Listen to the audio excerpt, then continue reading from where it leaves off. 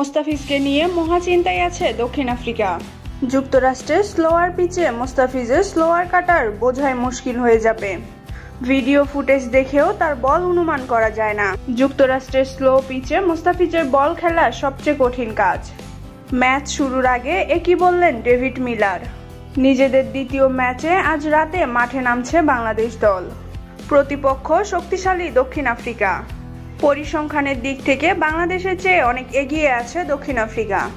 তবে বাংলাদেশ ম্যাচটি জিততেই মাঠে নামবে, কেননা দক্ষিণ আফ্রিকাকে বিপদে ফেলার মতো বোলার আছে বাংলাদেশ দলে।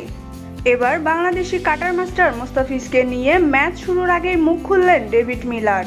তিনি বলেন, মোস্তাফিজ ভয়ঙ্কর বোলার। আইপিএলে তার বিপক্ষে আমি খেলেছি, তার বল আমি ফেস করেছি। ওর বল খেলা সত্যিই অনেক কষ্টের। সত্যি বলতে ও যখন দৌড়ায় তখন মনে হয় না এত স্লো বল করবে। বল করার সময় এত ভালোভাবে হাত ঘোরাতে পারে যে সেটা আমরা অনুমান করতে পারি না। বলটি আসলে কখন ব্যাটে আসবে তা বোঝা যায় না, আর তাই তো বল ব্যাটে লেগেই ক্যাচ উঠে যায়। তার বলে শ্রীলঙ্কান ব্যাটসম্যানরাও এভাবেই আউট হয়েছে।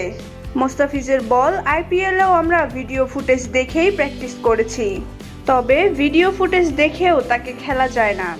আজ মোস্তাফিজই আমাদের প্রথম বাধা। যুক্তরাষ্ট্রের স্লো পিচে মোস্তাফিজের স্লোয়ার কাটার ভয়ানক হবে। আমরা চেষ্টা করছি সবাই মিলে যেন ওর বল খেলতে পারি।